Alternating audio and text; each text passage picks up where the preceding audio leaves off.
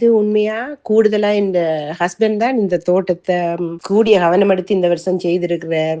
ஆனா நானும் அதுக்கு சப்போர்ட்டிவா எல்லாம் இருக்கிறேன். இந்த கண்டுகள் எல்லாம் உருவாக்கி கொடுத்து எல்லாம் செய்யறது இந்த முறை இந்த ஹஸ்பண்ட் தான் இதை செய்திருக்கிறார். என்றாலும் எங்கட பிரியாசையால நாங்க எவ்வளவுக்கு இதை நாங்க உருவாக்கி இருக்கிறோம், எங்களோட தோட்டத்தை நாங்க அதை செய்து எங்களோட ஆர்கானிக் வெஜிடபிள்ஸை நாங்க என்ஜாய் பண்றோம். அதை நான் எப்படி ஃப்ரீஸ் பண்றேன், அல்லாட்டி பிக்கிள் பண்றேன், எப்படி நான் அதை ப்ரிசர்வ் பண்றேன், இந்த வெஜிடபிள்ஸ் எல்லாத்தையும் இலைகள் குலைகள் எல்லாத்தையும் நாங்கள் ஒன்றும் வேஸ்ட் பண்ணாமல் ப்ரிசர்வ் பண்ணி நாங்கள் விண்டருக்கு பாவிக்கிறோம் என்றதை நான் உங்களுக்கு இந்த யூடியூப் சேனலில் போட்டிருக்கிறேன். ஸ்மார்ட் ஷெஃப்ஸ் என்ற யூடியூப் சேனலில் நீங்கள் அதை ஃபாலோ பண்ணுங்க. ப்ளீஸ் சப்ஸ்கிரைப் பண்ணுங்க. மற்றவங்களோட ஃப்ரெண்ட்ஸ் அண்ட் ஃபேமிலியோட ஷேர் பண்ணுங்க. எங்களோட தமிழாக்கள் நாங்கள் கனடாவில் நான் மட்டும் இல்லை, இங்கே ஒவ்வொரு வீட்டிலும் அது கூடுதலாக நாங்கள் எங்களிலும் பார்க்க எல்லா இதிலும் பார்க்க பெரிய தோட்டங்கள் வச்சிருக்கிறோம். எல்லாரும் நல்ல பிரயாசையோட வேலை பழுவுக்கு இடையில இவ்வளவு வீட்டு தோட்டம் அமைச்சு செய்யணும். அதோட இந்த கோவிடுக்கு பிறகு இன்னும் கூடுதலா எல்லாரும் செய்துட்டு வரணும்ன்றதை சொல்லிக்க நாங்க பெருமைப்படுறோம், சந்தோஷப்படுறோம்.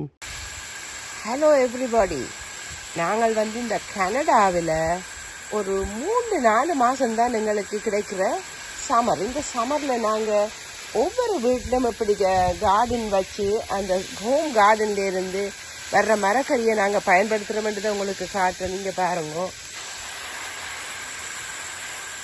நாங்கள் இதற்கு எந்த நாளும் தண்ணி விடணும். இன்னொரு சரியான கொட்டா இருக்கிறபடியாக தண்ணி நாங்கள் கறக்க விட வேண்டியிருக்கு. நீங்கள் பார்த்தீங்கன்னு சொன்னால் இதுதான் எங்களோட ஹோம் கார்டன், ஸ்மால் கார்டன் தான். என்றாலும் எவ்வளவு பிரயாசையாக நாங்கள் இதை செய்து கொண்டிருக்கிறோம்ன்றதை நீங்கள் பார்க்க வேணும். அதோடு இதில் வர்ற விளையிற மரக்கறிகளை நாங்கள் எப்படி பதப்படுத்தி நாங்கள் விண்டருக்கு பாவிக்கலாம். இது புலி ஆர்கானிக். நீங்கள் என்னத்தை சாப்பிட்றீங்கன்னு உங்களுக்கு தெரியும். இன்றைக்கு ஆர்கானிக் என்ற பேரில் எவ்வளவோ காசு கொடுத்து நாங்கள் பல மரக்கறிகள் பல பொருட்களை வேணாலும் அது உண்மையான ஆர்கானிக்கா என்றது எங்களுக்கு தெரியாது.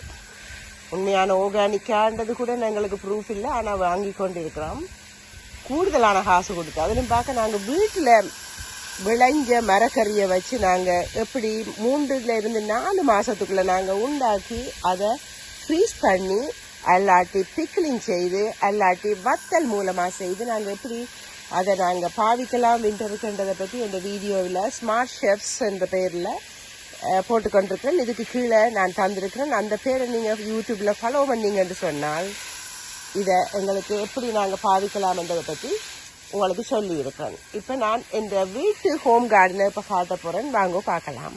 பாருங்க, பயத்தங்காய், இதை விட மிளகாய் மரம், அடுத்தது பயத்தங்காய். இந்த பயத்தங்காய் எவ்வளவு நீளமாக வந்திருக்குன்னு பாருங்க, சிவப்பு பயத்தங்காய். அதை விட இது ஃபிளட் பீன்ஸ் என்கிட்ட வந்திருக்கு நிறைய. இந்த ஃபிளட் பீன்ஸில் இதை எப்படி சேவ் பண்ணலாம், இதில் ஒரு பிக்லிங் ஒன்று செய்யலாம். நீங்கள் பார்த்தீங்கன்னா கோஸ்கோவில் விற்கிற அந்த பிக்கிள் சரியான நல்ல விலையாக இருக்குது, நல்ல டேஸ்டாக இருக்கும். அதை நீங்கள் சும்மா கூட சாப்பிடலாம், அதாவது அச்சாறு போல இருக்கும். அது நான் போட்டிருக்கேன் இந்த வீடியோவில், நீங்கள் அதை பார்த்துக்கொள்ளுங்க. அதோட இதுக்குள்ளே இந்த எங்களுக்கு போதிய இடவசதி காணாததால் நாங்கள் இதில் பாவல் மரம், பீன்ஸ் மரம், இதோட எங்களோட சவுச்சவுன்னு நாங்கள் ஊரில் பாவிச்சிருக்கிறோம் ஸ்ரீலங்காவில். நாங்கள் அதை ப்ரிசர்வ் பண்ணி ரிச் கேக்கு தான் போடுவோம். ஆனால் இது ஒரு நல்ல ஒரு மரக்கறி. இன்றைக்கு நான் அந்த மரக்கறியும் அதை இன்னும் காய்க்க இல்லை, காய்ச்சா நான் அடுத்த இதில் காட்டுறேன் உங்களுக்கு. இப்போ ஒவ்வொரு நாளும் 150-200 கிராம் இந்த பீன்ஸை நான் எடுத்துறேன், பிடுங்கி எடுக்கிறேன். எடுத்து நான் ஃப்ரீஸ் பண்ணுறது எப்படின்றதையும் அடுத்த வீடியோவில் உங்களுக்கு காட்டுறேன்.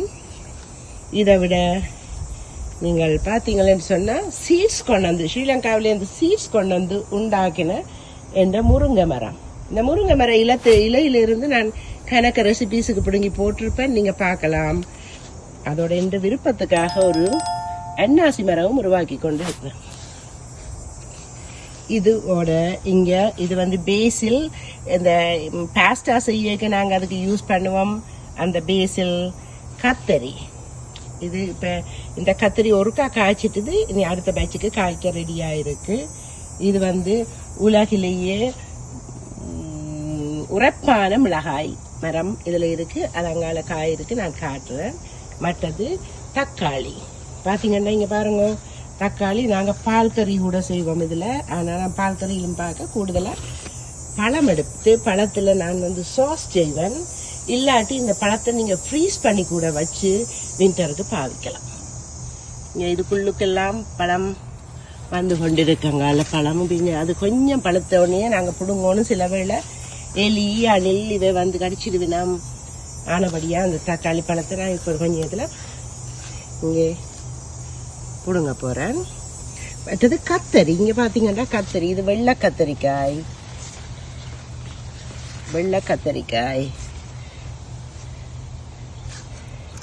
இதை 4 விதமான கத்தரிக்காய் வந்திருக்கு எங்களுக்கு இந்த முறை. இது ஒரு நாவலும் வெள்ளையும் கலந்த கத்தரிக்காய். இங்க பாருங்க இவ்வளவு நீளமா வந்திருக்கு இந்த கத்தரிக்காய். இந்த கத்தரிக்காய்.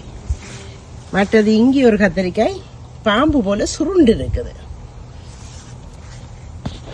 பெரிய நீளமான கத்தரிக்காயை பாருங்க. எங்களோட வீட்டுல என் அக்காண்ட ஹஸ்பண்ட் அன்பார்ச்சுனேட்லி அவர் பாஸ்ட் அவே. ஆனால் அவர் வந்துட்டு சொன்னார், வந்து எங்களோட தோட்டத்தை பார்த்துட்டு இது ஒரு புண்ணிய பூமி என்று சொல்லி. உண்மை நாங்கள் சந்தோஷப்படுறோம். 4 மாதம்தான் எங்களுக்கு சரியான வின்டர் கிடைக்கும். இந்த முறையாக கிடைக்கவும் இல்லை வெதர். ரெண்டாலும் நாங்கள் எங்களோட பிரியாசையால் நாங்கள் இதை உருவாக்கி இருக்கிறோம். இங்கே அடுத்த கத்தரிக்காய், இது இந்தியன் எக் பிளான்ட். இங்கே பார்த்தீங்கன்னா குழப்பாக காய்ச்சிருக்கு. இதில் எவ்வளவு குழப்போடு இவ்வளவு கத்திரிக்காய் காய்ச்சிருக்கேன்னு பாருங்க.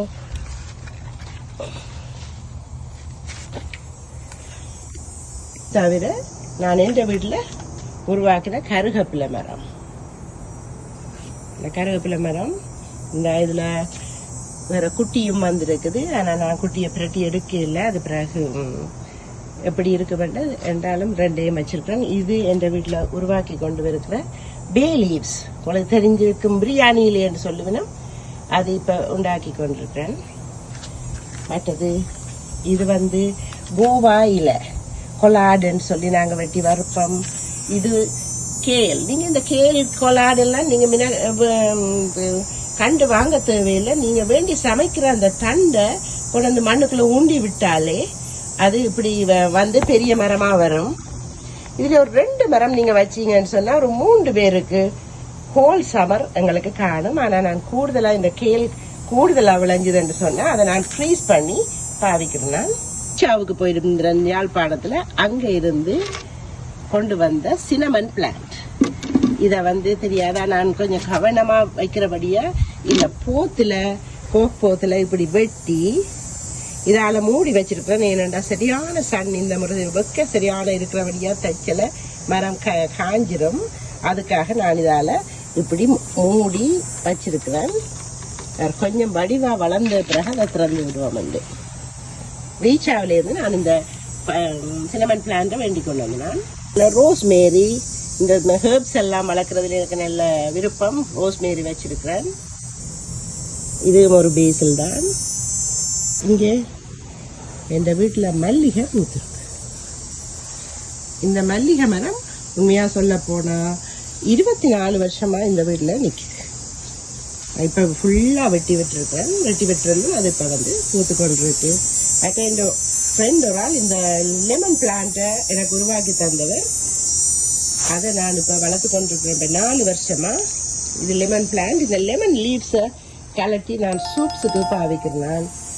பிடுங்கி எடுத்து பொட் வந்து எனக்கு சரியான இன்ட்ரெஸ்ட். எனக்கு எந்த கையால் நான் செய்ய வேணுமென்று இந்த பொட் செய்து இதில் வச்சிருக்கிறேன். எங்களோட டெக்கில் நான் கையால் தான் செய்து வச்சிருக்கிறேன். இதை இப்போ ஹேங் பண்ணி விட்டுருக்கிறேன். இந்த ஹேங்கிங் பொட்ஸ் எல்லாம் செய்கிறதுல எனக்கு நல்ல விருப்பம்.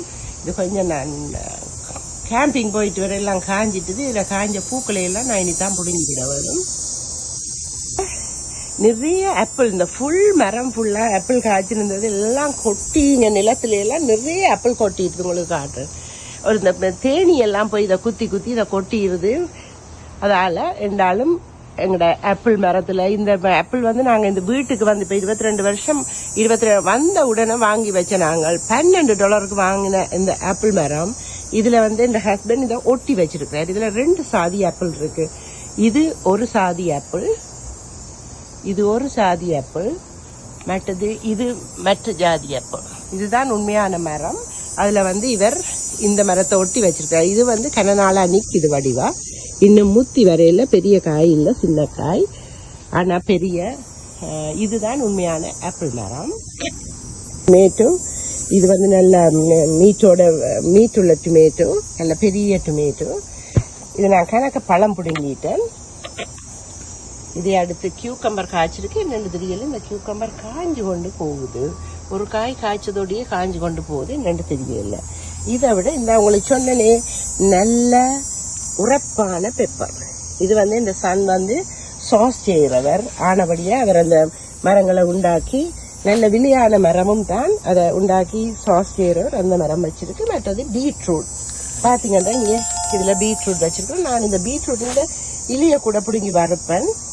பீட்ரூட் எல்லாம் ஓரளவுக்கு ஃபோம் பண்ணி வந்துட்டுது. இதை விட இது சிவப்பு பசலி. சிவப்பு பசலி எப்பவும் பெரிய இலை கணக்க வராது, பச்சை பசலி தான் கணக்க வரும். ஆனால் இந்த முறை நாங்கள் சிவப்பு பசலியை போன முறையான சீட்ஸ்லேருந்து முளைச்சதில் விட்டுட்டோம். அது இருந்தாலும் நான் பிடுங்கி பருப்பு கறிக்கு சமைச்சிருக்கிறேன். இதோட இது வந்து பொட்டேட்டோஸ். இப்போ நீங்கள் பார்த்தீங்கன்னா இங்கே பொட்டேட்டோ மெதுவாக வெளியே வார.